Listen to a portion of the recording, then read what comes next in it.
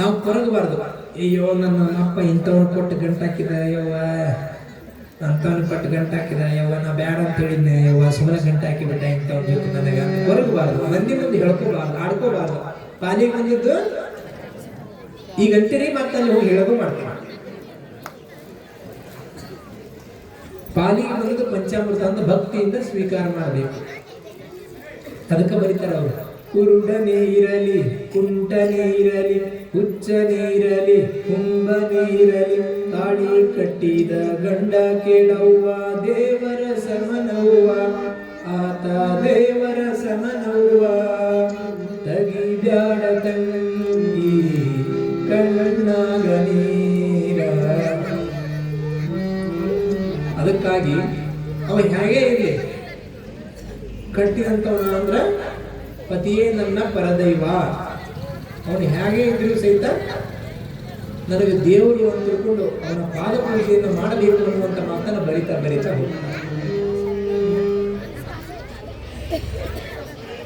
ಮತ್ತ ಈ ಸೀರೆ ಬಗ್ಗೆ ಅದ್ಭುತವಾಗಿ ಬರಿತಾ ಬರಿತಾ ಹೋಗ್ತಾರೆ. ತಂದೆ ಕೊಡಿಸೋ ಸೀರೆ ಮದುವೆ ಆಗುವವರೆಗೆ, ತಂದೆ ಕೊಡಿಸೋ ಸೀರೆ ಮದುವೆ ಆಗುವವರೆಗೆ, ತಾಯಿ ಕೊಡಿಸೋ ಸೀರೆ ತಾಯಿ ಆಗುವವರೆಗೆ, ತಾಯಿ ಕೊಡಿಸೋ ಸೀರೆ ತಾಯಿ ಆಗುವವರೆಗೆ, ಬಂದು ಕೊಡಿಸೋ ಸೀರೆ ಬಣ್ಣ ಹೋಗುವವರೆಗೆ, ಬಂದು ಕೊಡಿಸೋ ಸೀರೆ ಬಣ್ಣ ಹೋಗುವವರೆಗೆ, ಗಂಡ ಕೊಡಿಸೋ ಸೀರೆ ಕುಂಕುಮ ಇರುವವರೆಗೆ, ಹೆಣ್ಣಿನ ಕುಂಕುಮ ಇರುವವರೆಗೆ, ಮಣ್ಣಿನ ಜನ್ಮ ಇರುವವರೆಗೆ ಅನ್ನುವಂತ ಮಾತನ್ನು ಬರಿತಾ ಬರಿತಾ ಹೋಗ್ತಾರೆ. ತಂದೆ ಕೊಡಿಸುವಂತ ಸೀರೆ ನೀರಿಂದ ಪ್ರೀತಿಯಿಂದ ಇಟ್ಟುಕೊಳ್ತಾಳೆ ಹೆಣ್ಮಗಳು. ಮದುವೆ ಆದ್ಮೇಲೆ ಪ್ರೀತಿಯಿಂದ ಉಟ್ಕೊಳ್ತಾಳೆ. ಉಟ್ಕೊಂತೀರಿ ನೀವೆಲ್ಲ? ಹ್ಞೂ ಅನ್ರಿ. ಮದುವೆ ಆದ್ಮೇಲೆ ಗಂಡ ಕೊಡಿಸಿದ್ರು ಪ್ರೀತಿ ಆಗುತ್ತೆ, ಹೌದಲ್ರಿ? ಹ್ಞೂ ಅನ್ರಿ. ತಾಯಿ ಕೊಡಿಸೋ ಸೀರೆ ತಾಯಿ ಆಗುವವರೆಗೆ, ನಿಮ್ಮ ತಾಯಿ ಕೊಡಿಸಿರುವಂತ ಸೀರೆ ಎಲ್ಲಿವರೆಗೆ ಇಷ್ಟ ಇರ್ತದೆ, ನೀವು ತಾಯಿ ಆಗುವವರೆಗೆ ಇಷ್ಟ ಇರುತ್ತೆ. ಬಂಧು ಕೊಡಿಸೋ ಸೀರೆ ಬಣ್ಣ ಇರುವವರೆಗೆ, ನಿಮ್ಮ ಬಂಧು ಬಳಗದವರು ಕೊಡಿಸಿರುವ, ಈಗಂತೂ ಕತ್ತಿ ಹೇಳಬಾರ್ದಾಗೈತೆ. ಅವೇನೋ ಚೋಟ ಮಾಡ ಬಂದ್ಬಿಟ್ಟಾವು, ಅವೇನೋ ಮಾಡ್ತಾರೆ ಉಡಿಯಕ್ಕೆ ಅಂತ ಹಾಕ್ತಾರೆ, ಒಂದಕ್ಕೂ ಬರೋದಿಲ್ಲ. 10 ರೂಪಾಯಿ ಜಂಪರ್ ಪೀಸ್ ಅವೇ ಇರ್ತಾವ. ಹಿಂಗ್ ಜೋಗಿದ್ರೆ ಈ ಕಡೆ ಹೋಗ್ತಾವ, ಹಿಂಗ್ ಜೋಗಿದ್ರೆ ಈ ಕಡೆ ಹೋಗ್ತಾವ, ನಡೆ ಕಡೆ ಎದಕ್ಕೂ ಬರೋದಿಲ್ಲ. ಏನ್ ಮಾಡ್ತೀರಿ ನೀವು? ಕೊಟ್ಟಿರ್ತೀರಿ ಮತ್ತೆ ಅವ್ರು ಚೋಟದಾಗ ಏನಂತಿದ್ದು ಅವರು ಮತ್ತೆ ಅದನ್ನ ಮ್ಯಾಗ ಪ್ಲಾಸ್ಟಿಕ್ ಬಂದ್ ಮಾಡಿ ಮತ್ತೆ ನಿಮ್ಮ ಮನೆಗೆ ಬಂದಾಗ ಅದನ್ನ ನಿಮ್ಗೆ ಕೊಟ್ಟೋಗಿರ್ತಾರೆ. ಅವ್ರು ಮತ್ತೆ ಮ್ಯಾಗಿನ ಕವರ್ ಅಷ್ಟ ಬದಲು ಮಾಡಿರ್ತಾರೆ, ಹೌದಲ್ಲ? ಅದಕ್ಕಾಗಿ ಅರ್ಥ ಮಾಡ್ಕೊಳ್ಳೋದಿಲ್ಲ. ನಮ್ಮ ಕಾಲದ ತಾಯಂದಿರು ಯಾವ ರೀತಿಯಾಗಿ ನಡ್ಕೊಂಡು ಹೋದ್ರು, ಯಾವ ರೀತಿಯಾಗಿದ್ರು ಅಂತ. ಅದಕ್ಕಾಗಿ ಮತ್ತೊಬ್ಬರ ಮುಂದೆ ಆಡ್ಕೋಬಾರ್ದು ಗಂಡನ್ನ, ಅಂತವ ಇಂಥವ ಅಂತ ತಿಳ್ಕೊಂಡು. ಇಬ್ರು ದಿನ ಜಗಳ ತೆಗಿತಿದ್ರು ಅಂತ, ದಿನ ಜಗಳ. ಅವ ಎಲ್ಲ ಮಾಡಿ ಮುಗಿಸಿದ, ತಾಯ್ತ ತಗಡ ನಿಂಬೆ ಹಣ್ಣು ಗಿಂಬೆ ಹಣ್ಣು ಅವೇನೇ ಇರ್ತಾವಲ್ಲ, ಗುಡಿ ಗುಂಡ ಎಲ್ಲ ಕಡೆ ತಿರುಗಿದ್ದ. ಸಾಕಾಗಿ ಬಿಟ್ಟಿತ್ತು ತಕ್ಕಿನ ಕಡೆ. ಒಬ್ಬ ಗುರುಗಳ ಕಡೆ ಹೋದಂತಾವ, ಲಕ್ಷ ಕೊಟ್ಟು ಕೇಳ್ಬೇಕು. ಗುರುಗಳ ಕಡೆ ಹೋದಂತಾವ. ಗುರುಗಳ ಕಡೆ ಹೋಗಿ, ನೋಡ್ರಿ ಗುರುಗಳ, ನನಗೆ ಸಾಕಾಗಿ ಬಿಟ್ಟೈತಿ, ಇಲ್ಲಿ ಮಠ ಬಂದೈತಿ. ಇಲ್ಲಿ ಮಠ ಅಂದ್ರೆ ಇದನ್ನ ಕರೆಕ್ಟ್ ಹೇಳ್ತೀವಿ. ಇಲ್ಲಿ ಮಠ ಬಂದೈತೆ, ನನಗ ಯಾಕರೆ ಕಟ್ಟಿ ಮಾಡಿ ಅನ್ನುವಂಗ ಆಗ್ಬಿಟ್ಟೈತಿ. ಇದಕ್ಕೊಂದು ಏನಾರ ಪರಿಹಾರ ಇದ್ರೆ ಹೇಳ್ರಿ ಅಂತ ತಿಳ್ಕೊಂಡು ಗುರುಗಳ ಹತ್ರ ಹೋಗ್ಯಾನ. ಗುರುಗಳು 1 ತಾಸು ಪುರಾಣ ಕೇಳಿದ್ರಿ. ಒಂದು ಬೆಳಗ್ಗೆ ಏನೇನ್ ಮಾಡ್ತೀವಿ ಅಂತ ಎಲ್ಲ 1 ತಾಸು ಪುರಾಣ ಕೇಳಿದ್ರು, ಎಲ್ಲ ಹೇಳಿದ್ದವು. ಹೇಳಿದ್ಮೇಲೆ ಸತ್ಯ ಗೊತ್ತಾಗಿತ್ತು ಅಲ್ಲಿ ಗುರುಗಳಿಗೆ. ಅವಾಗ ಅವರಂದ್ರು, ಇಷ್ಟು ದಿನ ಏನು ಮಾಡಿ ಅದೇನೇ ಇರಲಿ, ನಾನೊಂದು ಹೇಳ್ತೀನಿ, ಅಕ್ಕಿನ ಮಾಡಿರ್ತಾಳ್ರಿ ಅಂತೀನಿ, ಎಲ್ಲ ಹೇಳ್ಬಿಟ್ಟ. ನಾವು ಒಂದಿನ ಉಪ್ಪು ಜಾಸ್ತಿ ಆಗೈತೆ ಕೂಡ ಮರುದಿನ ಕಾರ್ಪುಡಿ ಜಾಸ್ತಿ ಹಾಕೋದು, ಕಾರ್ಪುಡಿ ಜಾಸ್ತಿ ಆಗೈತೆ ಕೂಡ ಅರಿಶಿನ ಪುಡಿ ಜಾಸ್ತಿ ಹಾಕೋದು, ಅರಿಶಿನ ಪುಡಿ ಜಾಸ್ತಿ ಆಗೈತೆ ಕೂಡ ಎಣ್ಣೆ ಜಾಸ್ತಿ ಹಾಕೋದು, ಚಪಾತಿ ಮಾಡೋದು ಕೂಡ ರೊಟ್ಟಿ ಮಾಡೋದು, ರೊಟ್ಟಿ ಮಾಡಿದ ಕೂಡಲೇ ಹೋಳಿಗೆ ಮಾಡೋದು, ಹೋಳಿಗೆ ಮಾಡೋ ದಿನ ಹುಗ್ಗಿ ಮಾಡೋದು. ಹಿಂಗೆ ನಾವೊಂದು ಹೇಳೋದು ಒಂದಾಗಿರ್ತೈತಿ, ಅದು ಮಾಡೋದು ಒಂದಾಗಿರ್ತೈತಿ. ಯಾಕೆ ಕಟ್ಕೊಂಡು ಅನ್ನೋ ಕೇಂದ್ರ ಪರಿಹಾರ ಇದ್ರೆ ಹೇಳ್ರಿ ಅಂತ ತಿಳ್ಕೊಂಡು ಗುರುಗಳ ಹತ್ರ ಕೇಳಿದಾಗ ಅವ್ರಿಗೆ 1 ತಾಸು 1.5 ತಾಸು ಪುರಾಣ ಕೇಳಿದ ಮೇಲೆ ಅವ್ರು ಅಂದ್ರಂತ, ಇವತ್ತು ನಿಮ್ಮ ಮನೆಗೆ ಹೋಗು, ಏನೂ ಮಾತಾಡಬೇಡ, ಪಿಟಕ್ ಕನ್ಬೇಡ, ಸುಮ್ಮನೆ ಮನೆಗೆ ಹೋಗು, ಸುಮ್ಮನೆ ಕುಂದ್ರು. ಏನ್ ಹೇಳ್ತಾಳೆ ಸುಮ್ಮನೆ ಬಾಯಿಯೊಳಗೆ ಇಟ್ಕೋ. ಅದು ಹೆಂಗರೇ ಇರಲಿ, ಅದು ಸಪ್ಪರೇ ಇರಲಿ, ಖಾರರೇ ಇರಲಿ, ಹುಳಿಯರೇ ಇರಲಿ, ಉಪ್ಪರೇ ಇರಲಿ, ಹೆಂಗರೇ ಇರಲಿ, ನೀ ಏನನ್ನು ವಾ ಎಷ್ಟು ಮಸ್ತಾಗಿತ್ತು ಅಡಿಗೆ, ಇಂಥ ಅಡಿಗೆ ಜೀವನದಾಗ ಉಂಡಿಲ್ಲ, ಇಷ್ಟ ನೀವು ಅಂತ ಹೇಳಿದ್ರು ಗುರುಗಳು. ಅವ ಅಂದ ಎಲ್ಲ ಮುಗಿದೋಗ್ಯಾವ, ಇದೊಂದು ಮಾಡಿ ನೋಡಕ್ ನನಗೆ ಗಂಟು ಗೊತ್ತಾ ಅಂದ. ಆಯ್ತು ಗುರುಗಳ ಮಾಡ್ತಿದ್ವಿ ಅಂತ ತಿಳ್ಕೊಂಡು ಹೇಳಿದ. ಪಾಪ ಗುರುಗಳೆಲ್ಲ ಒಂದು ತಾಸು ಉಪದೇಶ ಮಾಡಿ ಕಳಿಸ್ಯಾರ. ಮನೆಗೆ ಹೋಗ್ಯಾನ, ಮನೆಗೆ ಹೋಗಿ ಪಾಪ ಮನೆ ಹೊರಗ ಇವ ಏನ್ ಮಾಡ್ತಿದ್ದ ಅಂದ್ರೆ ದಿನ ಮನೆಗೆ ಹೋಗೋದೊಳಗೆ ಹೊಸದಾಗಿಂದ ಶುರು ಮಾಡ್ತಿದ್ದ ನಾಮಾವಳಿ ಅಂತ ಮನೆ ಒಳಗ ಶುರು ಮಾಡ್ತಿದ್ದ, ಒಳಗೆ ಹೆಜ್ಜೆ ಹಿಡಿದ ಶುರು ಮಾಡ್ತಿದ್ದ. ಇವತ್ತು ಗುರುಗಳು ಏನ್ ಸುಮ್ಮನೆ ಹೋಗು ಅಂತ ಹೇಳ್ಯಾರ. ಹೋದ ಮನೆ ಹೊರಗೆ ನೀರಿದ್ದು ಕೈಕಾಲು ತಕೊಂಡ ಸುಮ್ಮನೆ ಹೋಗಿ ಕುತ್ಕೊಂಡ. ಅಕ್ಕಿ ಅಂದ್ಲು, ಇವತ್ತು ಯಾಕೆ ಗಾಡಿ ಸುಮ್ಮನೆ ಬಂದೈತಿ ಅಂದ್ರೆ ಸೂರ್ಯ ಪಶ್ಚಿಮ ಕೊಟ್ಟೇನೇನು ಅಂದಕ್ಕಿ. ಅಕ್ಕಿನ ಸುಮ್ಮನೆ ಇದ್ಲು. ದಿನ ಇವ ಶುರು ಮಾಡ್ತಿದ್ದ, ಅಕ್ಕಿಯಲ್ಲಿ ಅಡಿಗೆ ಮನೆಯಿಂದ ಶುರು ಮಾಡ್ಬಿಡ್ತಿದ್ರು. ನಾಮಳಿ ಹೇಳೋದು ನಾಮಳಿ ಗೊತ್ತಾಗತ್ತ, ನಿಮ್ಮ ನಾಮಳಿ ಬಹಳ ಚಂಚಲ ಇರ್ತಾವೆ. ಇವ ಇಲ್ಲಿಂದ ಹೊಸ್ತ ಹೊರಗೆ ನಿಂತ್ಕೊಂಡು ಶುರು ಮಾಡ್ತಿದ್ದ, ಅಕ್ಕಿ ಅಲ್ಲಿ ನಿಂತ್ಕೊಂಡು ಶುರು ಮಾಡ್ತಿದ್ದ. ಈ ಕಡೆ ಇವ ಸುಮ್ಮನೆ ಅದನ, ಅವಳು ಸುಮ್ಮನೆ ಅದಾಳ, ಏನು ಮಾತಾಡಲಿಲ್ಲ. ಹೋಗಿ ಕೈಕಾಲು ರೊಕ್ಕ ತಗೊಂಡು ಸುಮ್ಮನೆ ಕುತ್ಕೊಂಡ. ಅವಳು ಸುಮ್ಮನೆ ಬಂದ ಚಾಪಿ ಹಾಸಿದ್ಲು, ಮಣಿ ಇಟ್ಲು, ಅವಾಗೂ ಏನೂ ಆಗಲಿಲ್ಲ. ಅವ ಮತ್ತೆ ಸುಮ್ಮನೆ ಹೋದ್ಲು, ತಟ್ಟೆ ತಂದಿಟ್ಲು, ಸುಮ್ಮನೆ ಹೋದ್ಲು, ಮತ್ತೆ ಚರಿಗೆ ತುಂಬಿಟ್ಲು, ಲೋಟ ತುಂಬಿಟ್ಲು. ಅವತ್ತ ಅವನ ಕರ್ಮಕ್ಕ ಪಾಪ ಹೋಳಿಗೆ ತಂದು ನೀಡಿದ್ಲು. ಅವಳು ಏನ್ ನೀಡಿದ್ಲು ಮಾಡಕ್ ಬರ್ತಿಲ್ಲ. ಮೊನ್ನೆ ಹೇಳಿದ್ನಲ್ಲ, ಮೊದ್ಲೇ ಹೋಳಿಗೆ, ಮೊದ್ಲೇ ಚಪಾತಿ, ಮೊದ್ಲೇ ರೊಟ್ಟಿ ದೇವರಿಗೆ ಯಾಕೆ ಅರ್ಪಣೆ ಮಾಡ್ತಾರೆ ಅಂತ ಹೇಳಿದ್ನಲ್ಲ ಮೊದ್ಲೇ ದಿನ. ಯಾಕಂದ್ರೆ ಹಸಿ ಬಿಸಿ ಕಾಲಿರ್ತೈತಿ, ಹಂಚ ತಿಂದ್ರೆ ಸ್ವಾಮಿ ಹೊಟ್ಟಿ ಕೇಳಿ, ದೇವ್ರ ಹೊಟ್ಟಿ ಕೇಳಿ ಅಂತ ಮೊದ್ಲೇ ರೊಟ್ಟಿ ಚಪಾತಿ ಹೋಳಿಗೆ ಎಲ್ಲ ದೇವರಿಗೆ ಅರ್ಪಣೆ ಮಾಡ್ತಾರಂತ. ನೀವೆಲ್ಲ ಸುಳೋದ್ರಿ, ನೀವು ಅಲ್ಲ ಹೇಳಿ, ನಮ್ಮ ಕಡೆ ಹೇಳಿ. ಹೋಳಿಗೆ ತಂದು ನೀಡಿದ್ಲು ಅವಳು, ಹೋಳಿಗೆ ತಂದು ನೀಡಿದ್ಲು, ಸುಮ್ಮನೆ ಇದ್ದ. ತುಪ್ಪ ತಂದು ನೀಡಿದ್ಲು, ಸುಮ್ಮನೆ ಇದ್ದ. ಹಿಂಗ ಬಂದು ಇಟ್ಕೊಂಡ್ಲು, ಒಂದು ತುತ್ತು ಬರೆದು ಬಾಯ ಹಾಕೊಂಡ. ಏನಂತ ಹೇಳಿದ್ರು ಗುರುಗಳು? ನೀವೊಂದು ಕೇಳಿದ್ರು ಬಾಯ್ ಬಿಟ್ಟು ಏನು ಹೇಳಂತ ಹೇಳಿದ್ರು? ವಾ ಅದ್ಭುತ ಆಗಿದ್ದ ಅಡಿಗೆ. ಬಾರೆ ವಾ, ಇಂಥ ಅಡಿಗೆನೆ ಉಂಡಿದ್ದಿಲ್ಲ ಜೀವನದಾಗ ಇಷ್ಟನ್ನು ಅಂತ ಹೇಳಿದ್ರು. ಅವನು ಹಂಗ ಮಾಡಿದ. ಒಂದು ತುತ್ತು ಹೊರದು ಬಾಯ ಇಟ್ಕೊಂಡ. ಅಬ್ಬಬ್ಬಬ್ಬಬ್ಬ, ಏನು ಅಡಿಗೆದು, ಇಂಥ ಅಡಿಗೆ ಜೀವನದಾಗ ಉಂಡಿದ್ದಿಲ್ಲ ಅಂದ. ಎಲ್ಲಿತ್ತ ಏನು ಸಿಟ್ಟು ಬಳಿ ಮ್ಯಾಗ ಏರಿಸಿ ಸರ್ಸ್ ನಿಂತು ಕೊಡ್ತಾ ಕೊಟ್ರೆ 3 ರೌಂಡ್ ಹಾಕಿ ಕುತ್ಕೊಂಡಿದ್ದಂತ ಅಲ್ಲಿ. ಯಾಕೆ ಕೊಡದಿ ನಾನೇನು ಅನ್ಬಾರ್ದು ಏನಂತೀನಿ ಅಂತ ತಿಳ್ಕೊಂಡು ಅಕ್ಕಿ ಕೇಳಿದಾಗ, ಅಲ್ಲೋ ಬಾಡ್ಯ ನಿನ್ನ ಮೂಳ 3 ವರ್ಷ ಆಯ್ತು ಬಿಸಿ ಮಾಡಿ ಹಾಕೊಂತೀನಿ, ಒಂದು ದಿನನೂ ಹಿಂಗ ಅಂದಿಲ್ಲ. ಇವತ್ತು ಪಕ್ಕದ ಮನೆ ಹಾಕಿ ಹೋಳಿಗೆ ಕೊಟ್ಟಾಳ, ಪಕ್ಕದ ಮನೆ ಹಾಕಿ ಹೋಳಿಗೆ ತಿನ್ನ ವಾರ್ಯವ ಅಂತೀಯ ನಿನ್ನ ಬಾಡ್ಯ ಅಂತ ಸಾಧ್ಯ ಕಡಿಮೆ ಪಟ್ಲು ಅಂತ ಪುರು ಹೋಗ್ದಂಗೆ ಗುಬ್ಬಿತ್ತಂತ ಕಪಾಳ.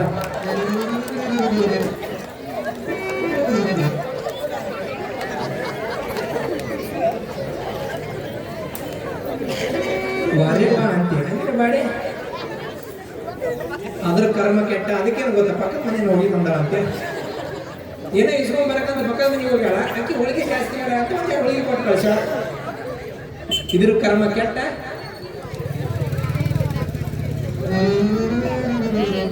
ಏನು ಮಾಡ್ತೀರಿ?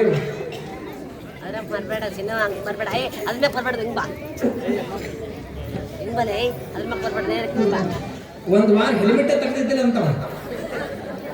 ಯಾಕೆ ಹೇಳ್ರಿ? ಇದು ಪುರು ಹಿಂಗೆ ಹೋದ್ರೆ ದುಬೈದ ಕಪಾಳ.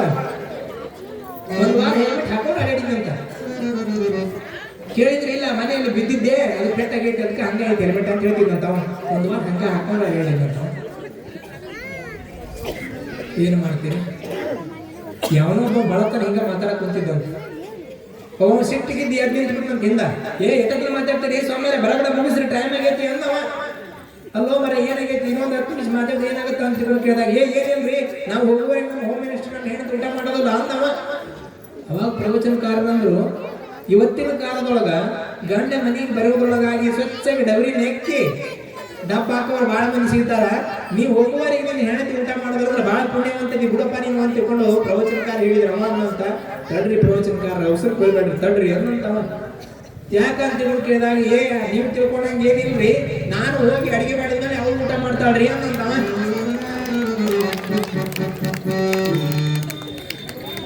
ಏನ್ ಮಾಡ್ತೀರಿ?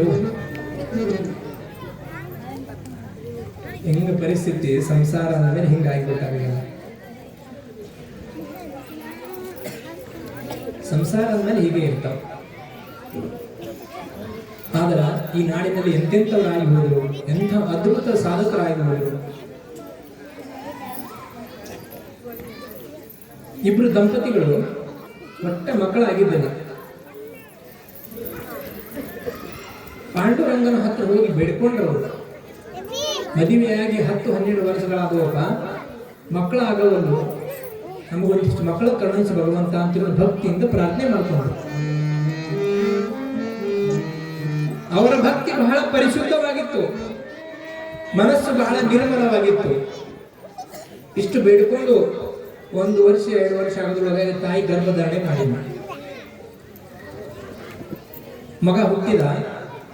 ಅವನಿಗೆ ತಿಮ್ಮಪ್ಪ ಅಂತ ಹೆಸರಿಟ್ರು, ಭಗವಂತನ ಹೆಸರೇ ಇಟ್ರು. ಶ್ರೀನಿವಾಸ ಅಂತ ಹೆಸರಿಟ್ರು. ಈ ರೀತಿಯಾಗಿ ತಿರುಪತಿ ತಿಮ್ಮಪ್ಪನಿಗೆ ಹರಕೆಯನ್ನು ಹೊತ್ತಿದ್ದಕ್ಕಾಗಿ ನಮ್ಮ ಮಗ ಹುಟ್ಟ್ಯಾನಂದ ಮೇಲೆ ಇವನಿಗೆ ಏನಂತ ಹೆಸರಿಟ್ರು? ತಿಮ್ಮಪ್ಪ ಅಂತಿಟ್ರು, ಶ್ರೀನಿವಾಸ ನಾಯಕ ಅಂತಿಟ್ರು. ಎಲ್ಲೋ ಭಗವಂತನ ಹೆಸರೇ. ಅವರಿಬ್ರು ಬಂಗಾರದ ಅಂಗಡಿಯನ್ನು ನಡೆಸ್ತಾ ಇದ್ರು ದಂಪತಿಗಳು. ವರದಪ್ಪ ನಾಯಕ ಅಂತ ಅವನ ಹೆಸರು. ಬಂಗಾರದ ವ್ಯಾಪಾರ ಮಾಡುವಂತ ವರ್ತಕ ವ್ಯಾಪಾರಿ ಇದ್ದ ಆತ. 12 ವರ್ಷದ ಮಕ್ಕಳಾಗಿದ್ದಿಲ್ಲ. ಹೋಗಿ ತಿರುಪತಿ ತಿಮ್ಮಪ್ಪ ಬೇಡಿಕೊಂಡಾಗ ಒಂದು ಮಗು ಹುಡುಕು. ಅವನಿಗೆ ಹೆಸರನ್ನ ಇಟ್ಟರು, ತಿಮ್ಮಪ್ಪ ಅಂತ ಹೆಸರು ಇಟ್ಟರು. ಅವನು ಹುಡುಗನು ಬೆಳೀತಾ ಬೆಳೀತಾ ಬೆಳೀತಾ ದೊಡ್ಡದಾಯ್ತು. 8th 9th 10th PUC degree ಎಲ್ಲ ಆಯ್ತು. ಅವನಿಗೊಂದು ಚಲೋ ಕನ್ಯೆಯನ್ನು ನೋಡಿ ಮದುವೆಯನ್ನ ಮಾಡಿದರು. ತಂದೆ ತಾಯಿ ವಯಸ್ಸಾಗ್ತಾ ಆಗ್ತಾ ಬಂತು. ವಯಸ್ಸಾಗ್ತಾ ಆಗ್ತಾ ಬಂದಾಗ ನಮಗಂತೂ ವಯಸ್ಸಾಗ್ತಲ್ಲ, ಇನ್ಮೇಲೆ ಬಂಗಾರ ಅಂಗಡಿ ನೀನು ನೋಡ್ಕೊ ಅಂತ ತಿಳ್ಕೊಂಡು ಅವನಿಗೆ ಜವಾಬ್ದಾರಿಯನ್ನು ವಹಿಸಿದ್ರು. ಯಾರಿಗೆ? ಮಗನಿಗೆ ಜವಾಬ್ದಾರಿಯನ್ನು ವಹಿಸಿದ್ರು. ಅವನಿಗೆ ಜವಾಬ್ದಾರಿಯನ್ನು ವಹಿಸಿದ್ರು. ಅವನು ಬಹಳ ಅಂದ್ರೆ ಬಹಳ ಜಿಪುಣ. ತಂದೆ ತಾಯಿ ನೋಡಿದ್ರ ದೈವ ಭಕ್ತರದಾರ, ಮಾಡ್ಕೊಂಡಂತ ಹೆಂಡತಿ ನೋಡಿದ್ರ ಇವಳು ಬಹಳ ದೈವ ಭಕ್ತಿ ಅದಾಳ. ಆದ್ರೆ ಇವ ನೋಡಿದ್ರು ಕೆಟ್ಟ ಜಿಪುಣ. ಅದೇನೋ ಅಂತಾರಲ್ರಿ, ತುಪ್ಪದೊಳಗೆ ನೊಣ ಬಿದ್ರೆ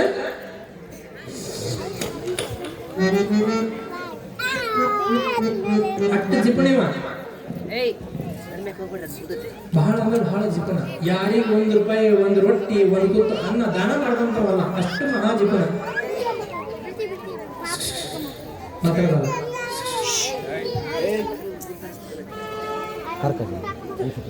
ಮಹಾನ್ ಜಿಪುಣನಾಗಿದ್ದ. ಕೊನೆಯ ವಯಸ್ಸಿನಲ್ಲಿ ತಂದೆಗೊಂದು ಹುಣ್ಣಾಯಿತು. ಹುಣ್ಣಾದಂತಹ ಸಂದರ್ಭದಲ್ಲಿ ಯಾರೋ ಒಬ್ರು ವೈದ್ಯರು, ಆಯುರ್ವೇದ ಬಲ್ಲಂತವರು, ನಿಮ್ಮ ಅಂಗಡಿಯಲ್ಲಿರುವಂತ ಒಂದು ಬಂಗಾರದ ಇಂತಹ ಒಂದು ಆಭರಣ ತಗೊಂಡು ಅದನ್ನು ಕರಗಿಸಿ ಆ ಔಷಧಿ ತಯಾರು ಮಾಡಿದಾಗ ಈ ಹುಣ್ಣು ಕರಗುತ್ತಾ ಅಂತ ಹೇಳಿದ್ರು. ಅವಾಗ ಅಂದ ಮಗ, ಅಷ್ಟು ಬಂಗಾರ ವೇಸ್ಟ್ ಆಗುತ್ತಾ, ನಾನ್ಯಾಕೆ ಮಾಡಲಿ, ವಯಸ್ಸು ತಂದೆಗೆ ಹೆಂಗಿದ್ರು ವಯಸ್ಸಾಗೈತಿ, ಇರ್ಲಿ ಬಿಡು ಅಂತ ತಿಳ್ಕೊಂಡು ನಾವು ಮಾಡಲೇ ಇಲ್ಲ ಅದನ್ನ ಉಪಚಾರ. ಅದು ನೋವು ಜಾಸ್ತಿ ಆಗಿ ಆಗಿ ತಂದೆ ವರದಪ್ಪ ನಾಯಕ ತಿರ್ಕೊಂಡು ಬಿಟ್ಟ. ತಂದೆ ಸತ್ತು ಹೋಗ್ಬಿಟ್ಟ. ಅದೊಂದು ಸ್ವಲ್ಪ ಬೇಜಾರು ಅನಿಸ್ತು ನೀವು. ಯಾಕಂದ್ರೆ ಬಂಗಾರದ ಮೇಲೆ, ಆಭರಣಗಳ ಮೇಲೆ, ವಜ್ರದ ಮೇಲೆ ಅಷ್ಟು ಪ್ರೀತಿ ಇದ್ದಾಯ್ತ. ತಂದೆ ತೀರಿ ಹೋದ. ಮನೆಯಲ್ಲಿ ಇವನ ಹೆಂಡತಿ, ಇವಳು ಬಹಳ ದೈವ ಭಕ್ತಿ ಉಳ್ಳಂತವಳಾಗಿದ್ಳು. ಆದ್ರೆ ಇವನಿಗೆ ನೋಡಿ ಒಂದಿಷ್ಟು ಬೇಸರ ಇತ್ತು ಅವಳಿಗೆ. ಯಾಕ ಇವನನ್ನು ಕಟ್ಕೊಂಡಿಗೆ ಒಂದು ದಾನ ಮಾಡೋದಾಗಲಿಲ್ಲ, ಧರ್ಮ ಮಾಡೋದಾಗಲಿಲ್ಲ, ಒಂದಿಷ್ಟು ಭಕ್ತಿ ಮಾಡೋದಾಗಲಿಲ್ಲ, ಯಾರಿಗೆ ಒಂದು ತುತ್ತು ಅನ್ನ ಕೊಡೋದಕ್ಕೆ ಬಿಡುತ್ತಿದ್ದಿಲ್ಲ. ಅವಾಗ ಅವ ಅಂಗಡಿಗೆ ಬಂದಿದ್ದ. ಹಿಂಗ ಅಂಗಡಿ ತಕೊಂಡು ಕುತ್ಕೊಂಡಿದ್ದ, ಬಂಗಾರ ಅಂಗಡಿ ವ್ಯಾಪಾರಿ. ಆ ಕಡೆ ಶಿವ ಒಬ್ಬ ಮುದುಕನ ವೇಷವನ್ನು ಧಾರಣೆ ಮಾಡಿಕೊಂಡು ಅವನ ಅಂಗಡಿಗೆ ಹೋಗ್ಯಾನ. ಯಾರ ಅಂಗಡಿಗೆ? ಅವೇನಿದ್ನಲ್ಲ, ವ್ಯಾಪಾರ ಮಾಡ್ತಿದ್ನಲ್ಲ, ಕೆಟ್ಟ ಜಿಗುಣ, ಅವನ ಅಂಗಡಿಗೆ ಹೋಗ್ಯಾನ. ಹೋಗಿ, ನನ್ನ ಮನೆಯೊಳಗ ನನ್ನ ಮಗನ ಚೌಲ ಕಾರ್ಯಕ್ರಮ, ಚೌಲ ಅಂದ್ರೆ ಗೊತ್ತಾಗುತ್ತ, ಏನಂತೀರಿ ನೀವು? ಜವಳ ಅಂತೀರ.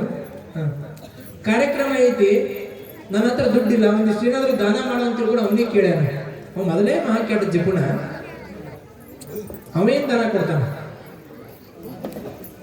ಆ ಕಡೆ ನೋಡಿದ ಏನೂ ಸಿಗ್ಲಿಲ್ಲ. ನನ್ನ ಹತ್ರ ನಡೆ ನಡೆ ನಡೆ ಕಡೆ ಅಂತ ಜಬರಿಸಿ ಕಳಿಸಿದ. ಜಬರಿ ಕಳಿಸಿದಾಗ ಶಿವನ ವೇಷಧಾರಿಯಾಗಿರುವಂತ ಆತ ಮುದುಕ ಅಜ್ಜ ಅವನ ಮನೆಗೆ ಹೋಗ್ಯಾನ. ಯಾರ ಮನೆಗೆ ಹೋಗ್ಯಾನ? ಅವ್ರ ಮನೆಗೆ ಹೋಗ್ಯಾನ. ಹೋಗಿ ಅಲ್ಲಿ ಭಿಕ್ಷೆ ಬಿಡ್ತಾನ. ಅಮ್ಮ, ಇವತ್ತು ನನ್ನ ಮನೆಯೊಳಗ ಮಗಂದು ಜವಳ ಕಾರ್ಯಕ್ರಮ ಐತಿ, ಏನಾದರೂ ಇದ್ರೆ ದಾನ ಧರ್ಮ ಮಾಡುವ ಅಂತ. ಅವಳಿಗೆಲ್ಲ ಕಟ್ಟಪ್ಪಣೆ ಮಾಡಿ ಬಂದಿದ್ದಾವೆ, ಯಾರಿಗೇನೋ ಕೊಡಬಾರ್ದು ಅಂತ. ಅವಳು ವಿಚಾರ ಮಾಡಿದ್ದು, ಎಲ್ಲ ಚಾವಿ ಹಾಕೊಂಡು ಹೋಗ್ಯ ನಿಮ್ಮ ಗಂಡ ನೋಡಿದ್ರ, ಏನು ಕೊಡ್ಲಿ ಏನು ಬಿಡ್ಲಿ ಅಂತ ವಿಚಾರ ಮಾಡಿದ್ದು. ಮೂಗಿನೊಳಗೊಂದು ಬಂಗಾರದ ನತ್ತಿತ್ತಂತ. ಅವಳಿಗೆ ಮೊದಲೇ ಬಂಗಾರ ಅಂಗಡಿ ವ್ಯಾಪಾರ ಮಾಡೋರು, ಚಲೋ ಬೆಲೆ ಬಾಳುವಂತ ಬಂಗಾರದ ನತ್ತಿತ್ತು. ಅದನ್ನು ಕೊಟ್ಟುಬಿಟ್ಲು ಅವಳು, ಹಿಂದ ಮುಂದೆ ನೋಡಲಿಲ್ಲ. ಅದನ್ನು ತಗೊಂಡು ಶಿವ ಏನೋ ಮಾರುವೇಷದಲ್ಲಿ ಬಂದಿದ್ದ, ಮುದುಕನ ವೇಷದಲ್ಲಿ ಬಂದಿದ್ದ, ಅದನ್ನು ಮುತ್ತನ ತಗೊಂಡು ನೇರ ಮತ್ತೆ ಅವನ ಅಂಗಡಿಗೆ ಬಂದಂತವ. ಯಾರ ಅಂಗಡಿಗೆ?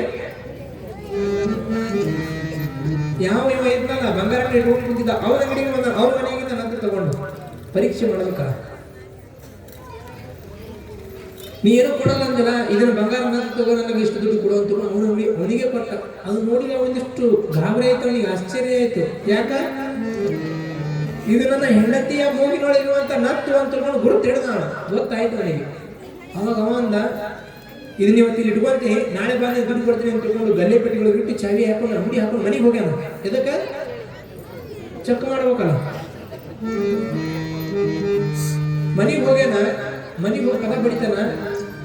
ಅವಾಗ ಗೊತ್ತಾಯ್ತು ಯಜಮಾನ್ರು ಬಂದಾರ ಅಂತ ಇವಳಿಗೆ. ಕದ ತೆಗೆದ್ರು, ನೋಡ್ತಾನ ಮಗಳ ನತ್ತ ಇಲ್ಲ. ಎಲ್ಲೈತಿ ಮಗಳ ನತ್ತ? ಇಲ್ರಿ. ವಿಚಾರ ಮಾಡಿ ಅದೊಂದು ಹಿಂದೆ ಏನು ಹೇಳ್ಕೊಂಡು ಗೊತ್ತಾಗಲಿಲ್ಲ. ಸ್ನಾನ ಮಾಡುವಾಗ ಮನೆಯೊಳಗೆ ಬಗ್ಸ್ಬೇಕು, ಇದನ್ನ ಅಲ್ಲಿ ಐತಿ ಅಂದ್ಬಿಟ್ರಿ ಅವಳು ಹೆಂಡತಿ. ತಗೊಂಬ ಹೋಗು ಅಂತ ಕಳಿಸಿದ ಇವ. ಯಾರಿಗೆ? ತನ್ನ ಹೆಂಡತಿಗೆ. ಇವಳಿಗೆ ಏನು ಮಾಡೋದು ಗೊತ್ತಾಗಲಿಲ್ಲ. ಆ ಕಡೆಗೆ ನೋಡಿ ಏನು ಮಾಡೋದು ಗೊತ್ತಾಗಲಿಲ್ಲ.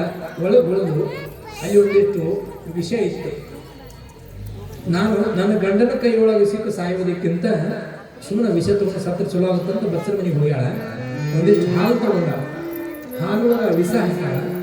ಹಾಕಿ ಇನ್ನೇನಿಗೆ ಎತ್ತಿ ಕುಡಿಬೇಕನ್ನೋದ್ರೊಳಗೆ ಮ್ಯಾಗಿಂದ ಟಪಕ್ ಅಂತ ಅದ ಬಂಗಾರ ನತ್ತು ಅದ ಲೋಟದೊಳಗೆ ಬಿತ್ತಂತ.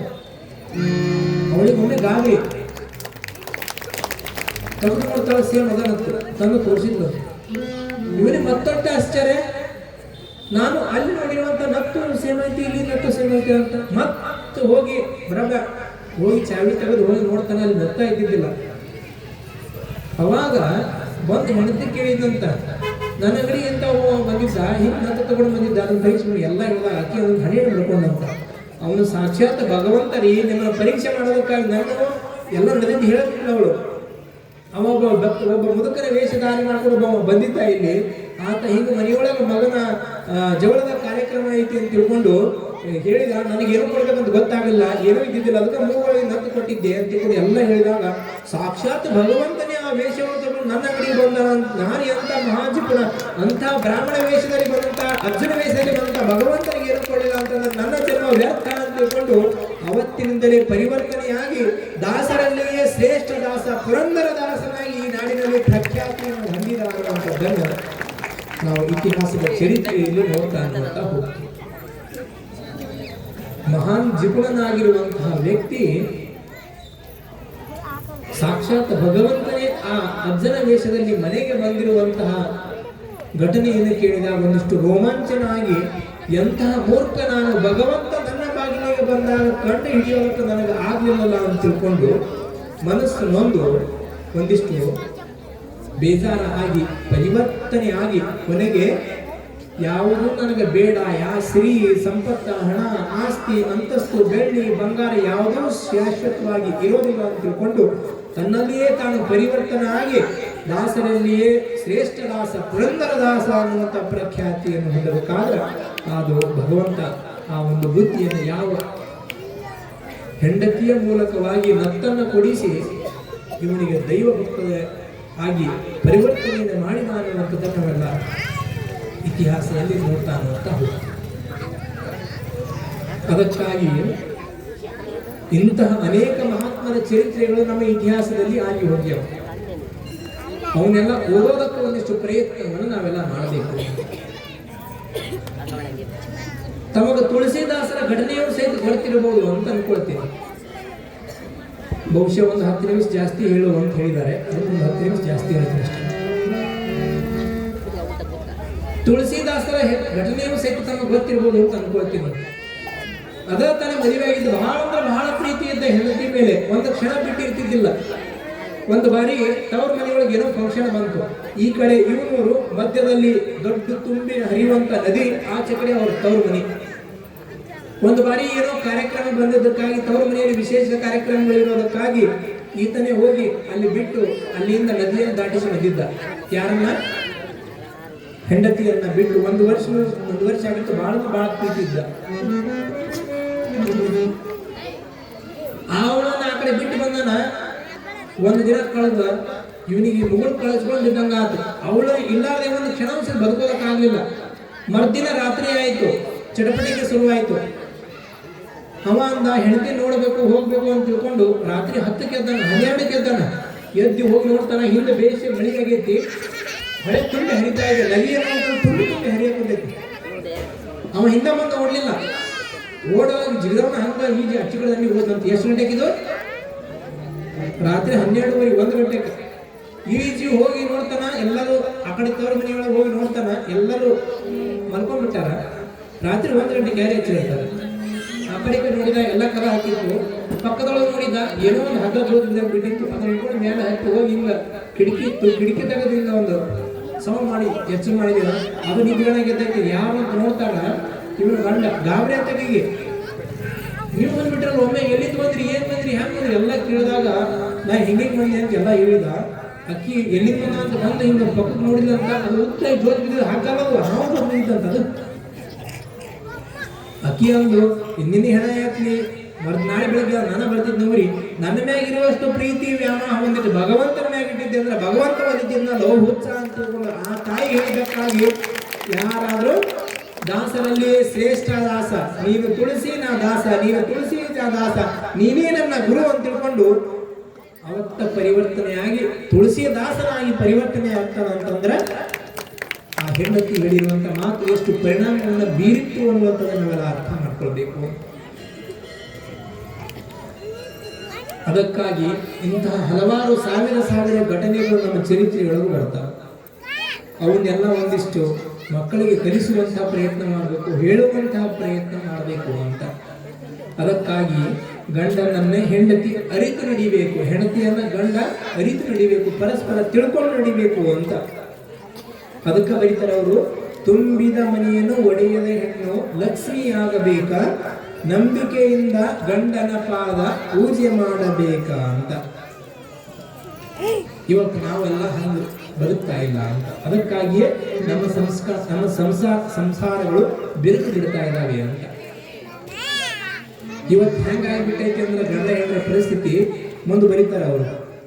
ಹೆಂಡರ್ಯಾತಕೋ ಇಂತ ಭಂಡರ್ಯಾತಕೋ, ಹೆಂಡರ್ಯಾತಕೋ ಇಂತ ಭಂಡರ್ಯಾತಕೋ, ಗಂಡನಾದ್ಯ ಮೀರಿ ಮೀರಿ ಕಂಡ ಮನೆಗೆ ತಿರುಗುವಂತ ಹೆಂಡರ್ಯಾತಕೋ ಇಂತ ಭಂಡರ್ಯಾತಕೋ.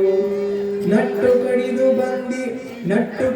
ಬಂದು ಪತಿಯು ಹೊಟ್ಟೆ ಹಸಿದು ಕೇಳಲಾಗಿ, ನಟ್ಟು ಕಡಿದು ಬಂದು ಪತಿಯು ಹೊಟ್ಟೆ ಹಸಿದು ಕೇಳಲಾಗಿ, ಮಿಟ್ಟು ಮೆಸುವುದಂತೆ 2 ರೊಟ್ಟಿ ಚೆಲ್ಲಿ ಹೋಗುವಂತ ಹೆಂಡರ್ಯಾತಕೋ ಎಂತ ಭಂಡರ್ಯಾತಕೋ.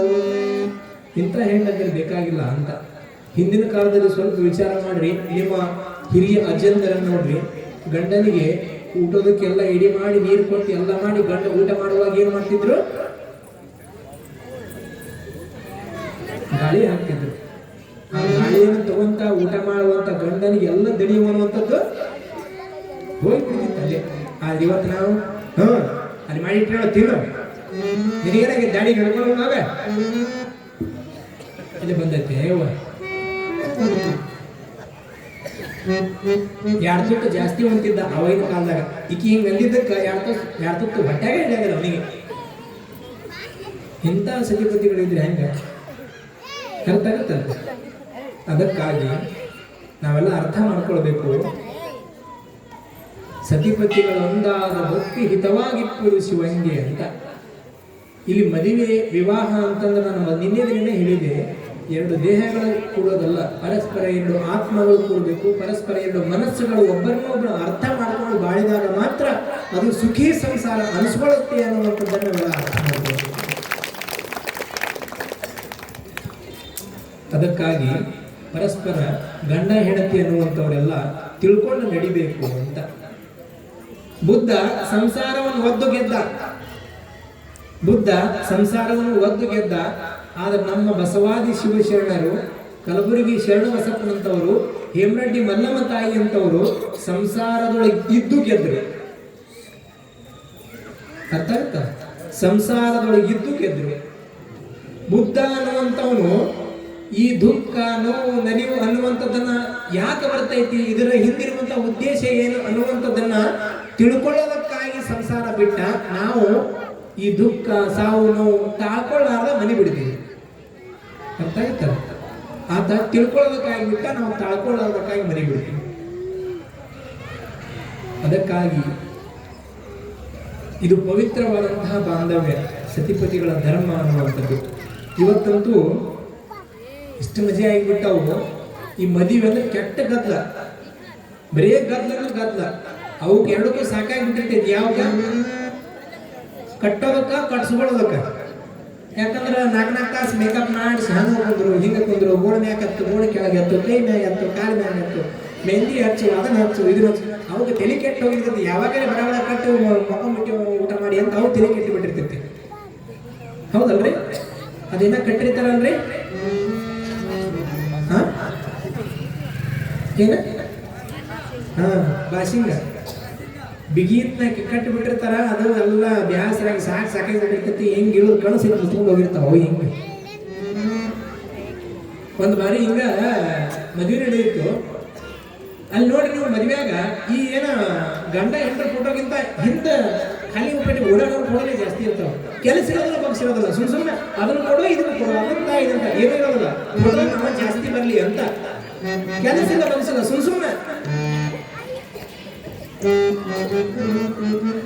ಸುಮ್ಮನೆ ಹೋಗೋದ ಬರೋದು. ಆ ಕಡೆ ಮಾಡೋದು, ಈ ಕಡೆ. ಯಾಕಂದ್ರೆ ಹೊಸ ಸೀರೆ, ಹೊಸ ಅವೆಲ್ಲ ಹಾಕೊಂಡಿರ್ತಾರ. ಎಲ್ಲ ಒಂದು ಫೋಟೋದಾಗ ಮಿಂಚಿ ಬರ್ಬೇಕಲ್ಲ ಅವೆಲ್ಲ. ಹಿಂಗ ನಡೆದ ಗದ್ದ ಸುಮ್ಮನಿಲ್ಲ. ಈ ಕಡೆ ಮೊದಲಿಂದ ಟೈಮ್ ಆಗಿತ್ತು, ಬರಬರ ತಾಳಿ ಕಟ್ಟು ಅಂತ ಹಿರಿಯರೆಲ್ಲ ಭಯ ಕುಂತಾರ. ಈ ಕಡೆ ಪುರೋಹಿತರು ಬರಬರ ಮಂತ್ರ ಹೇಳಕ್ ಕುಂತಾರ. ಅದೇನಂತ ಗಟ್ಟಿ ಮೇಳ ಅಂತ ಊದಾ ಕುಂತಾರ. ಈ ಕಡೆ ಅವಸರನಾಗ ಪಾಪ ಅದಕ್ಕೆ ಸಾಕಾಗಿ ಬಿಟ್ಟೈತಿ. 4 ತಾಸು ಹಿಂದಿನ ದಿನ ಎಲ್ಲ ಬ್ಯಾಸರಾಗಿ ಸಾಕಾಗಿ ಬಿಟ್ಟೈತಿ.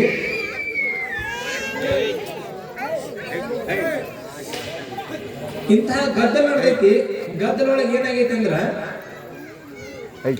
ಅದು ಏನು ಭಾಷೆ ಕಟ್ಟಿರ್ತಾರಲ್ಲ, ಅದೆಲ್ಲ ಹಿಂಗೆ ಅಲ್ಯಾಣ ಹ್ಯಾಂಗ ಮಾಡಿ ಹಿಂಗೆ ಮಾಡಿ ಪಾಪ ಬಂದಿಟ್ಟು ಕಣ್ಣು ಮಠ ಬಂದೈತಿ. ಅವರೆಲ್ಲ ಬರಬರ ಕಟ್ ಅಂತ ತಿಳ್ಕೊಂಡು ಅನ್ನೋದ್ರೊಳಗಾಗಿ ಇವ್ರು ಹಿಂದಿದ್ದವ್ ಸುಮ್ಮಿರಬೇಕಿಲ್ಲ. ಬಗ್ಗೆ ಅವನಿಗೆ ಏನೋ ಕಿವಿಯಾಗ ಏನೋ ಹೇಳಾಕೊಂಡ. ಆ ಕಡೆ ಅವ್ರು ಗಟ್ಟಿ ಮೇಲೆ ಕಟ್ ಅನ್ನೋದ್ರೊಳಗಾಗಿ ಇವಾಗ ಕಟ್ಟೆ ಬಿಟ್ಟಿದ್ದಂತ ಯಾರಿಗೆ? ಪಕ್ಕದಾಗಿರುವ ಮದುಮಗಳಿಗೆ ಎಲ್ಲ ಯಾವತ್ತಿ ಬಗ್ಗಿದ್ರು ಅಕ್ಕಿ ತಲೆ ಕಟ್ಟಿದ್ದು ಅಂತೀವ. ಏನ್ ಮಾಡ್ತೀರಿ? ಮನೆಯನ್ನು ಪಡ್ಕೋಬೇಕಾಗಿತ್ತು. ಅವಾಗ ಸುಮ್ಮನೆ ಗೊತ್ತಿಲ್ಲ, ಕಟ್ಟುವಾಗಲೇ ಅವಾಗ ಬದಿಗೆ ಇವಾಗಿನ ಹಾಕೋದು. ಕೆಲಸಿಲ್ಲ ಬಗಸಿಲ್ಲ, ಸುಮ್ಮನೆ ಆ ಕಡೆ ಹೋಗೋದು, ಈ ಕಡೆ ಮಾಡೋದು, ಕೂಡಲೇ ಜಾಸ್ತಿ ಬರಲಿಲ್ಲ. ಅವೆಲ್ಲ ಮದುವೆ ಅಂದ್ರೆ ಗದ್ದಲ, ಮತ್ತಂತ ಈಕೆ ಗದ್ದಲ ಮಾಡ್ಕೊಳ್ಳ ಹೆಣ್ಣು ಪಡ್ಕೋಬೇಕಾಗಿ. ಅದಕ್ಕೆ ಬರೀತಾರೆ ಅವರು, ಜನ್ಮ ದುಃಖಂ ಜರಾ ದುಃಖಂ ಜಾಯಾ ದುಃಖಂ ಪುನಃ ಸಂಸಾರ ಸಾಗರಂ ತಸ್ಮಾತ್ ಜಾಗ್ರತ. ಹೆಂಡರು, ಮಕ್ಕಳು ಇವೆಲ್ಲ ಎಲ್ಲಿ ತನಕ ಬರ್ತಾರೆ? ಹೆಂಡರು ಮಕ್ಕಳು ಇರೋರ ತಮ್ಮ ಎಲ್ಲಿ ತನಕ? ನಿನ್ನ ಕೊರಳಿಗೆ ಕುಣಿಕೆ ಬೀಳೋ ತನಕ, ಸತ್ತಾಗ ಬರುವರು ತಮ್ಮ ಕುಣಿತನಕ, ಮಣ್ಣು ಮುಚ್ಚೋ ತನಕ ಯಾಕೆ ಬಿಡಾಡ್ತಿ ತಮ್ಮ. ಹೌದಲ್ರಿ? ಎಲ್ಲಿ ತನಕ ಬರ್ತಾರೆ? ಸತ್ಯ ಅರ್ಥ ಮಾಡ್ಕೊಂಡಿರ್ಬೇಕು. 4 ದಿನ ನಮ್ಮ ಜೊತೆಗೆ ಇರೋದಕ್ಕೆ ಬಂದವರು ಹೊರತಾಗಿ ಕಾಯಂ ನಮ್ಮ ಜೊತೆ ಇರುವವರು ಅಲ್ಲ ಅನ್ನುವಂಥದ್ದು ಒಳಗಿರ್ಬೇಕದು ಅಂತರಂಗದ. ಅಂದಾಗ ಮಾತ್ರ ಈ ಸಂಸಾರ ಅನ್ನುವಂಥದ್ದು ಸುಸೂತ್ರವಾಗಿ ಉಳಿಯುತ್ತೆ ಅನ್ನುವಂಥ ಮಾತನ್ನ ಈ ಸಂದರ್ಭದೊಳಗೆ ಹೇಳೋದಕ್ಕೆ ಇಚ್ಛೆಯನ್ನು ಪಡ್ತಾ, ಅದಕ್ಕಾಗಿ ಸತಿಪತಿಗಳಾದಂಥವರು ಪರಸ್ಪರ ಪ್ರೀತಿ ಪ್ರೇಮ ವಿಶ್ವಾಸದಿಂದ ಬದುಕಿದಾಗ ಮಾತ್ರ ಈ ಸಂಸಾರಗಳು ಅನ್ನುವಂಥವು ಸುಸೂತ್ರವಾಗಿ ನಡೀತಾವೆ ಅನ್ನುವಂಥ ಮಾತನ್ನ ಈ ಸಂದರ್ಭದಲ್ಲಿ ಹೇಳೋದಕ್ಕೆ ಇಚ್ಛೆಯನ್ನು ಪಡ್ತಾ, ಇಂತಹ ಪವಿತ್ರವಾದಂತಹ ಸ್ಥಳಗಳಿಗೆ ಬರುವಂತಹ ಪ್ರಯತ್ನ ಮಾಡಬೇಕು. ಒಂದಿಷ್ಟು ಸೇವೆಯನ್ನು ಮಾಡುವಂತಹ ಪ್ರಯತ್ನ ಮಾಡಬೇಕು. ಸೇವೆಯೊಳಗೆ ಬಹಳ ದೊಡ್ಡ ಶಕ್ತಿ ಐತೆ ಬಹಳ ದೊಡ್ಡ ಶಕ್ತಿ ಐತಿ. ನಾನು ಮೊನ್ನೆ ದಿನವೇ ನಿಮಗೆಲ್ಲರಿಗೂ ಹೇಳಿದ್ದೆ, ಕೇವಲ ಹೋಗಿ ಅಲ್ಲಿ ಗರ್ಭಗುಡಿಯೊಳಗೆ ಸ್ನಾನ ಮಾಡ್ಕೊಂಡು ಹೋಗಿ ಅಭಿಷೇಕ ಕುಂತಾಗ ಮಾತ್ರ ಪುಣ್ಯ ದೊರಕಿಸಿಗುತ್ತ ಅಂತಲ್ಲ.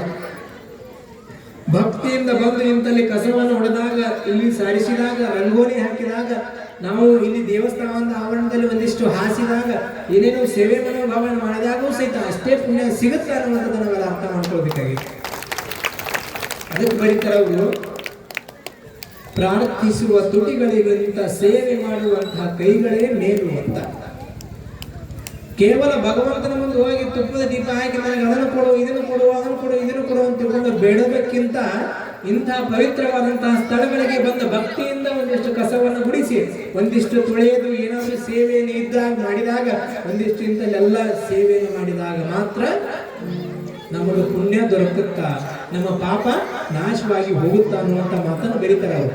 ಅನ್ಯಕ್ಷೇತ್ರೇ ಕೃತಂ ಪಾಪಂ ಪುಣ್ಯಕ್ಷೇತ್ರೇ ವಿನಶ್ಯತಿ, ಪುಣ್ಯಕ್ಷೇತ್ರೇ ಕೃತಂ ಪಾಪಂ ವಜ್ರಲೇಪೋ ಭವಿಷ್ಯತಿ ಅಂತ.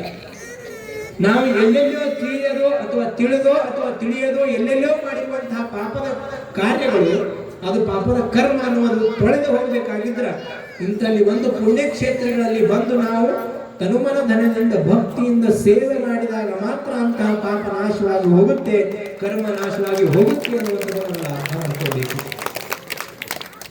ಈ ಸೇವೆಯ ಒಂದು ದೊಡ್ಡ ಶಕ್ತಿ ಇದೆ. ಒಮ್ಮೆ ಇಬ್ಬರು ದಂಪತಿಗಳು ಬಹಳ ಆನಂದದಿಂದ ಒಬ್ಬ ಋಷಿಗಳ ಆಶ್ರಮಕ್ಕೆ ಹೋದ್ರಂತೆ. ಹೋಗುವಂತಹ ಸಂದರ್ಭದಲ್ಲಿ ಅಲ್ಲಿ ಸೇವಕ ಕಸ ಗುಡಿಸ್ತಾ ಇದ್ದ ಆಶ್ರಮದೊಳಗೆ. ಮುಗಿಸ್ಬಿಡ್ತೀನಿ, ಇನ್ನು 2 ನಿಮಿಷ. ಕಸ ಗುಡಿಸ್ತಾ ಇದ್ದ.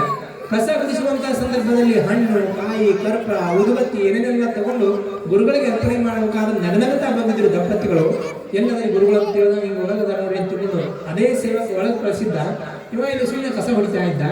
ಕಸ ಹೊಡಿತಾ ಎಲ್ಲ ಹೊಡಿತಾ ಇದ್ದ. ಅವ್ರು ಒಳಗೆ ಹೋಗಿ ಒಂದು ಅರ್ಧ ತಾಸು ಆಮೇಲೆ ಅಳ್ಕೊಂತ ಹೊಂಟಿದ್ರಂತೆ. ಅವಾಗ ಕೇಳಿದ್ದ, ಅಲ್ರಿ ಬರುವಾಗ ನಕ್ಕೊಂತ ಬಂದಿದ್ರಿ, ಇದನ್ನ ಯಾಕೆ ಹೇಳ್ತಾ ಇದ್ದೀನಿ ಅಂದ್ರೆ ಸೇವೆಯನ್ನು ಗಟ್ಟ ಶಕ್ತಿ ಐತಿ ಅನ್ನೋದಕ್ಕೆ ಇವಾಗ ಘಟನೆ ಹೇಳ್ತಾ ಇದ್ದಾರೆ. ಬರುವಾಗ ನಕ್ಕೊಂತ ಬಂದಿದ್ರಿ, ಹೋಗುವಾಗ ನೋಡಿದ್ರೆ ಅಳ್ಕೊಂತ ಹೋಗ್ತಾ ಇದ್ದೀರಿ ಯಾಕ ಅಂತ ತಿಳ್ಕೊಂಡು, ಇದು ಕಟ್ಟುಕತೆ ನಡೆದಂತಹ ಘಟನೆ. ಬರುವಾಗ ನಕ್ಕೊಂತ ಬಂದಿದ್ರಿ, ಹೋಗುವಾಗ ಅಳ್ಕೊಂತ ಹೋಗ್ತಾ ಇದ್ರಲ್ಲ ಯಾಕ ಅಂತ ತಿಳ್ಕೊಂಡು ಕೇಳಿದಾಗ ಅವ್ರಂದ್ರಂತ, ಏನಿಲ್ಲಪ್ಪ, ಮದುವೆಯಾಗ 12 ವರ್ಷ ಆಗಿತ್ತು, ಮಕ್ಕಳ ಭಾಗ್ಯ ಇದ್ದಿದ್ದಿಲ್ಲ, ಮಹರ್ಷಿಗಳ ಹತ್ರ ಹೋಗಿದ್ವಿ, ನಮಗೊಂದಿಷ್ಟು ಮಕ್ಕಳು ಆಗ್ತಾವು ಅಂತ ಹಂಬಲದಿಂದ ಹೋಗಿದ್ವಿ, ಅವ್ರು ನಿಮಗೆ ಮಕ್ಕಳು ಆಗೋದಿಲ್ಲ, ಹೋಗಿಬಿಡ್ರಿ ಅಂತ ಕಡಖಂಡಿತವಾಗಿ ಹೇಳ್ಬಿಟ್ಟು ಬಹಳ ನೋವಾಯಿತು, ಅದಕ್ಕೆ ಅಳ್ತಾ ಬರ್ತಾ ಇದೀವಿ ಅಂತ ತಿಳ್ಕೊಂಡು ಹೇಳಿದಾಗ ಸೇವಕ ಅನ್ನೋದು ಚಿಂತೆ ಮಾಡೋಕೆ ಹೋಗ್ಬೇಡಿ ನೀವು, ಇನ್ನು 1 ವರ್ಷ ತುಂಬಾ ನಿಮ್ಗೆ ಗಂಡ ಮಗ ಹೋಗುತ್ತಾ ಹೋಗ್ಬೇಡಿ ಅಂತ ಹೇಳಿದಂತವ ಯಾರು? ಸೇವೆ ಮಾಡುವಂತ ಸೇವಕ. ಆಶ್ಚರ್ಯ ಅಂತಂದ್ರೆ 1 ವರ್ಷದ ತುಂಬದೊಳಗಾಗಿ ತಾಯಿಗೆ ಗರ್ಭ ನಿಂತು ಗಂಡ ಮಗನ ಹೊಡೆದಂತವಳು. ಮತ್ತು 1 ವರ್ಷ ಆದ್ಮೇಲೆ ಅದೇ ದಿನ ಅದೇ ಆಶ್ರಮಕ್ಕೆ ಬಂದ್ರಂತ. ಬಂದು ಗುರುಗಳಿಗೆ ನಮಸ್ಕಾರ ಮಾಡಿ ಕಾಯಿ, ಕರ್ಪೂರ, ಹಣ್ಣು, ದಕ್ಷಿಣ ಎಲ್ಲ ಇಟ್ಟು ಒಂದು ಪ್ರಶ್ನೆ ಕೇಳಿದ್ರಂತ. ಅಲ್ರಿ ಗುರುಗಳ, ನೀವು ಹೇಳಿದ್ರಿ ಮಕ್ಕಳಾಗೋದಿಲ್ಲ ಅಂತ ಹೇಳಿದ್ರಿ, ಆದ್ರೆ ಸೇವೆ ಮಾಡುವಂತ ಸೇವಕಂದಿದ್ದ, ಇನ್ನು 1 ವರ್ಷ ಗಂಡ ಮಗ ಆಗುತ್ತೆ, ಗಂಡ ಮಗ ಹುಟ್ಟೈತಿ, ನಿಮ್ಮ ಮಾತು ಸುಳ್ಳಾಯ್ತು, ಅವನ ಸೇವೆ ಮಾಡುವಂತ ಮಾತು ಖರಿ ಆಯ್ತಲ್ಲ, ಯಾಕೆ ಅಂತ ತಿಳ್ಕೊಂಡು ಕೇಳಿದ ಗುರುಗಳಂದ್ರಂತ, ನಾನು ಮಠದೊಳಗೆ ಕೂತ್ಕೊಂಡು ಎಲ್ಲ ಪೂಜೆ ಪುನಸ್ಕಾರ ಮಾಡ್ಕೊಂಡು ತಪಸ್ಸನ್ನ ಗಳಿಸಿದ್ದೆ ಖರೆ, ಆದ್ರೆ ಇದೆಲ್ಲ ಅಡ್ಡಾಡುವಂತಹ ಸಂದರ್ಭದಲ್ಲಿ ಅವನಿಗೆ ಬರೀ ಕಸ ಹೊಡಿ ಅಂತ ಹೇಳಿದ್ದೆ ನಾನು. ಆ ಕಸ ಹೊಡ್ಕೊಂತ ನನ್ನ ತಪಸ್ಸಿನ ಶಕ್ತಿಯನ್ನೆಲ್ಲ ಅವ ಹೊಡ್ಕೊಂಡ್ಬಿಟ್ಟಾನ, ಅದಕ್ಕೆ ನನ್ನ ಮಾತು ಸುಳ್ಳಾಗಿವ, ಅವ ಸೇವೆ ಮಾಡಿದ್ದಕ್ಕಾಗಿ ಅವ್ರ ಮಾತು ಖರೆಯಾಗಿ ಅನ್ನುವಂಥ ಮಾತನ್ನ ಗುರುಗಳು ಹೇಳ್ತಾರಂತ. ಅಂದ್ರೆ ಸೇವೆಯೊಳಗೆ ಇಂತಹ ಶಕ್ತಿ ಐತಿ ಅಂತ. ಯಾರು ಭಕ್ತಿಯಿಂದ ನಡ್ಕೊಳ್ತಾರ ಅಷ್ಟು ಪಡ್ಕೊಳ್ತಾರ ಅನ್ನುವಂತಹ ಸತ್ಯವನ್ನು ನಾವೆಲ್ಲ ಅರ್ಥ ಮಾಡ್ತೀವಿ. ಜೈಸಿ ಕರ್ಣಿ ವೈಸಿ ಭರಣಿ ಅಂತ.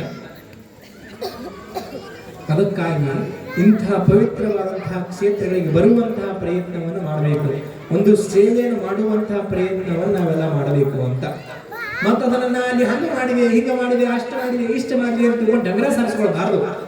ಅದನ್ನ ಮೊದಲು ಒಂದು ವಚನ ಹಾಡುವಾಗ ಇವು ಬಹಳ ಅದ್ಭುತವಾಗಿ ಹಾಡಿದ್ರು. ಏನಂತ?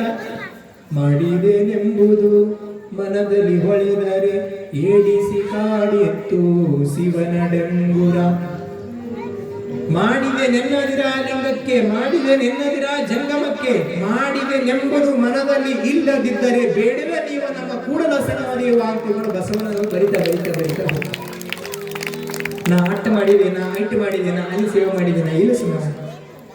ನಮ್ಮದು ತೋರಿಕೆಗಾಗಿ ಸೇವೆ ಮಾಡುವಂಥದ್ದಲ್ಲ. ಯಾರು ನೋಡ್ಲಿ ಬಿಡ್ಲಿ ಒಳಗೆ ಬಂದ ಗದಿ ಒಳಗೆ ಬಂದ ಬಸವೇಶ್ವರ ಮಾತ್ರ ನೋಡ್ತಾನ ಅನ್ನುವಂಥ ಪರಿಶುದ್ಧ ಭಾವನೆಯನ್ನು ನಾವು ಸೇವೆ ಮಾಡಿದ್ದೇ ಕರೆ ಆದ್ರೆ ಆತನ ಆಶೀರ್ವಾದ ನಮಗೆ ಆಗುತ್ತೆ ಅನ್ನುವಂತಹ ಸತ್ಯವನ್ನು ನಾವೆಲ್ಲ ಅರ್ಥ ಮಾಡ್ಕೊಳ್ಬೇಕು ಅಂತ.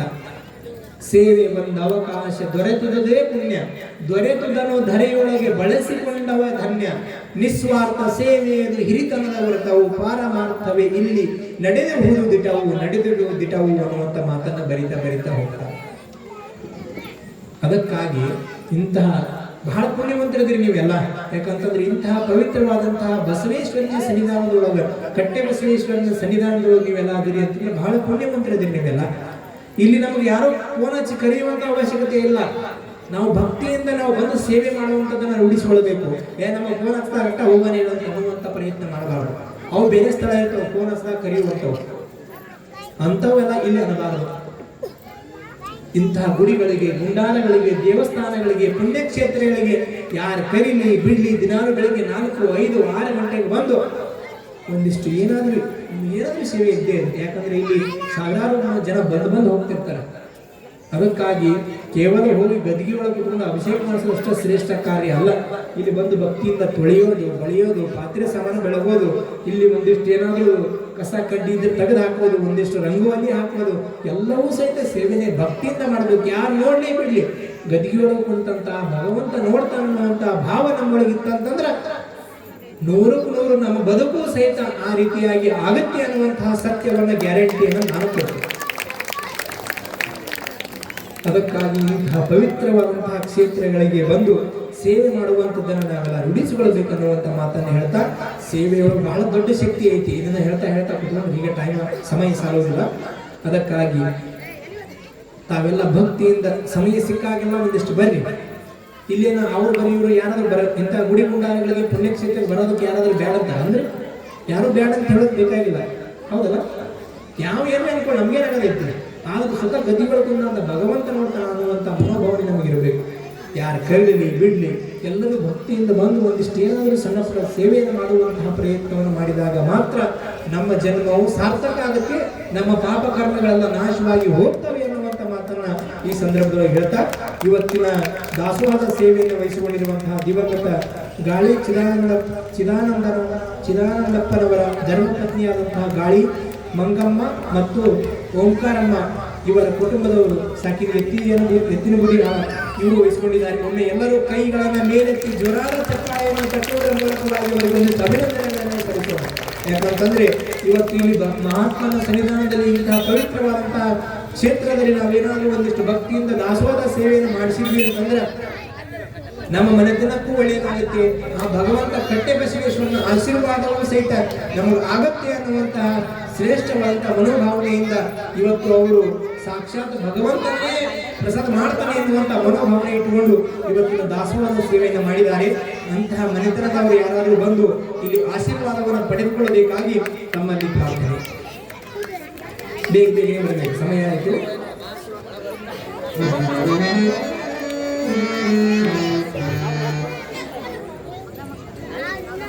ಶ್ರೀ ದಿವಂಗತ ಗಾಳಿ ಚಿದಾನಂದಪ್ಪನವರು ಮತ್ತು ಧರ್ಮಪತ್ನಿಯಾದ ಗಾಳಿ ಗಂಗಮ್ಮ ಮತ್ತು ಗಾಳಿ ಓಂಕಾರಮ್ಮ ಇವರ ಕುಟುಂಬದವರು ಯಾರಾದರೂ ಬೇಗನೆ ಬಂದು ಆಶೀರ್ವಾದವನ್ನು ಪಡೆದುಕೊಳ್ಳಬೇಕು.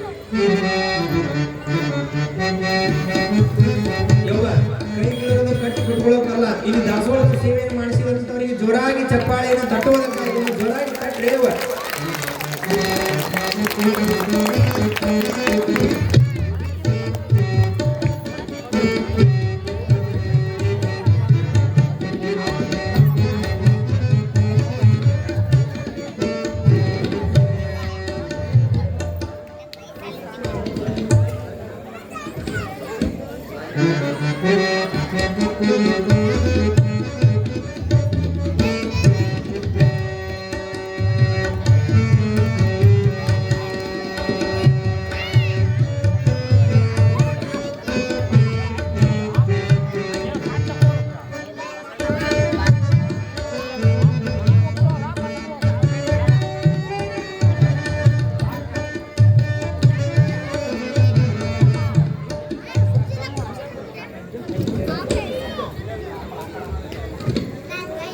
ಕೇಳಿ